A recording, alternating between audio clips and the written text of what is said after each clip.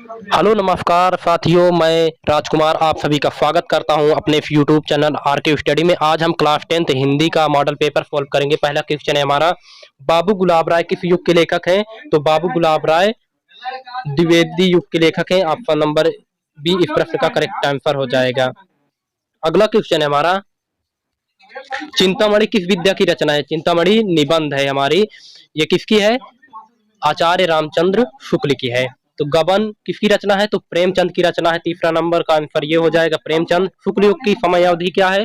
1919 से अब तक, 1919 से लेकर 1938 तक। यहाँ पर नीर का निर्माण फिर किसकी रचना है? तो आत्मकथा है और ये हरिवंश राय बच्चन की रचना है। प्री प्रवास किस युग की रचना है? तो ये हमारी है परिप्रास द्विवेदी युग की रचना है। इसे भी आपको ध्यान में रखना है। मधुशाला किसकी रचना है? मधुशाला हमारी हरिवंश राय बच्चन की रचना है। इसे भी आपको ध्यान में रखना है।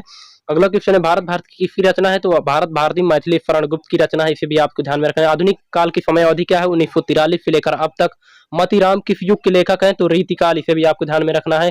हाफ रफ का स्थायी भाव क्या होता है? हाफ होता है। इसे भी आपको ध्यान में रखना है। फोहत ओढ़े पीठ पटी, इसमें कौन सा अलंकार है? तो इसमें उत्प्रेक्षा अलंकार है। इसे आपको ध्यान में पढ़ना है ध्यान से। रोला में कुल कितने चरण होते हैं? तो रोला में कुल 4 चरण होते हैं। इसे भी आपको ध्यान में। आकर्षक शब्द में कितने उपसर्ग होते हैं? आ होता है। इसे ध्यान। प्रत्यय कितने होते हैं? तो 2 होते हैं। इसे भी आप। पीताम्बर में कौन सा समास है? बहुब्रीहि है। आंख में का आंख का क्या हो जाएगा? तत्सम अश्रु हो जाएगा। जड़ संधि का सूत्र क्या हो जाएगा? इकोय ड़ची होता है। कोय ड़ची होता है। Option number C. फलस कौन सा है? इसे भी आपको ध्यान में रखना है। इसे भी आपको पढ़ लेना है। अगला क्वेश्चन वर्णात्मक प्रश्न है। ये आपको 6 नंबर के लिए दिया जाएगा। इसे भी आपको ध्यान में रखना है और कर लेना है। अथवा में भी दिया है, आपको चूज करके किसी भी प्रश्न को आपको सोल्व कर लेना है दोनों में। अगला क्वेश्चन है हमारा, इसमें देखिए, इसमें संदर्भ सहित व्याख्या करने के लिए दिया हुआ है। संदर्भ भी लिखना है, रेखांकित अंक की व्याख्या। और यहाँ पर अगला दिया हुआ है, गद्यांश पद्यांशों पर आधारित प्रश्नों के उत्तर देना है आपको। चरण कमल बंदो है राय जाके कृपा है। इसे भी आपको ध्यान में रखना है और संदर्भ सहित व्याख्या करना है। इसमें भी अथवा में दिया हुआ है क्वेश्चन। यहाँ पर दिया हुआ है, सुनि सुंदर बैन सुधा रस्ता ने सयानी जान की जानी भली तिरछे नैन तिरछे समझाई। और इसे भी आपको ध्यान में रखना है, तुलसीदास द्वारा रचा है। यहाँ पर भी संदर्भ सहित व्याख्या करनी है और इसे आपको अलंकार भी इसमें बताना है, इसमें कौन सा अलंकार है। यहाँ पर आ गया है हम संस्कृत के गद्य में। इसे भी आपको ध्यान में रखकर सोल्व कर लेना है। संस्कार ये है क्वेश्चन हमारा। और ये देखो पद्यांश दिया हुआ है, इसे भी आपको ध्यान में रखना है। मैं आपको 5 मिनट में पूरे क्वेश्चन को देखने के लिए करता हूँ, तो आप मेरे चैनल को लाइक शेयर एंड सब्सक्राइब जरूर कर देना।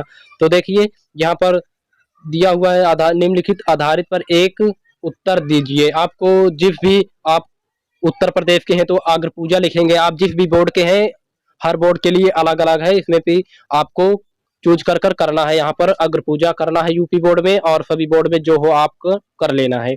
यहाँ पर देखिए, 6वां क्वेश्चन दिया हुआ है, निम्नलिखित लेखकों के जीवन परिचय और उनकी प्रमुख रचनाओं के बारे में लिखिए। यहाँ पर देखिए 3 लेखकों के नाम लिखा है। इसमें किसी भी एक का आपको चरित्रण करना है। आपको रचना और उनके जीवन परिचय को लिखना है। इसके लिए आपको 3 नंबर रचनाओं 3 नंबर आपको के जीवन परिचय में दिया जाएगा। आपको 2 नंबर आपको दिया जाएगा उनके लेखकों के रचनाएं के बारे में। और यहाँ पर 6वां क्वेश्चन पर दिया हुआ है, कवियों के जीवन परिचय तथा उनकी रचनाओं के बारे में आपको लिखना है। कवियों में देखो आपको क्या दिया हुआ है, गोस्वामी तुलसीदास, सुमित्रा नंदन पंत और आपको महाकवि सूरदास को दिया हुआ है। और यहाँ पर देखो 2-2 4 नंबर के लिए आपको प्रश्नोत्तर संख्या लिखने के लिए और यहाँ पर निबंध लिखने के लिए आपको दिया हुआ है। तो आपको